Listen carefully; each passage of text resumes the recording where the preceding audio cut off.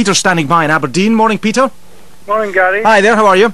I'm well. I think Prescott should resign because he's failed as Deputy Prime Minister, which is a very important job dealing with the big issues of state. And in what respect has he failed?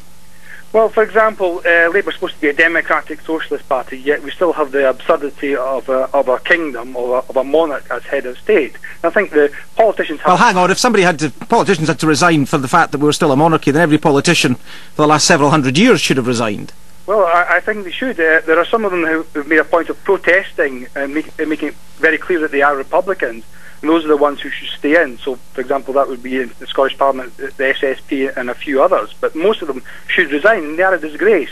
So, but just to pick up on the point that's been made a couple of times this morning by emailers and by callers, that is your need for him to resign politically motivated? Yes, absolutely. But that's what his job is. It's a political job, a very important political job, and he's failed to do it. He's trying... Well, hang on, he wasn't elected on a platform to get rid of the Queen.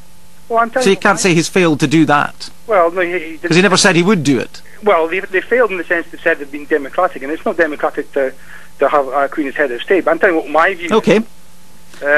He's tried to do some half-decent things, like tried to bring in referendum in the northeast of England. But looking at the example of Scotland, which hasn't been a great success, the people of northeast England turned that down, and John Prescott would seem to have had a reverse there.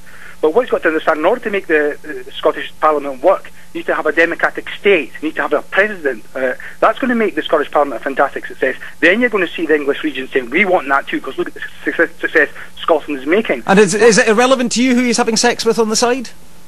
No, I mean, I'm not going to be a hypocrite. You know, I've had sex with a married lady, you know, but I'm not going to tell you who it was. I don't want to embarrass people. You know, I think sex lives are irrelevant. I mean, Jack McConnell's nickname on the internet is Shagger, but I wouldn't criticise him for that. I criticise him for not doing a better job of the Scottish Government, for not democratising the state, not giving us elected judiciary, elected chief constables.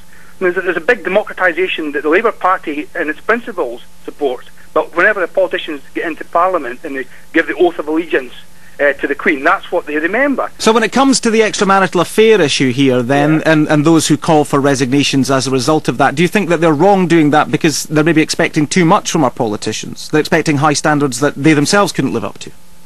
I don't know. I think probably people who don't have an accurate political analysis get a general feeling that something isn't right with the system, and they know our politicians are failing somehow, but they can't quite articulate what the problem is.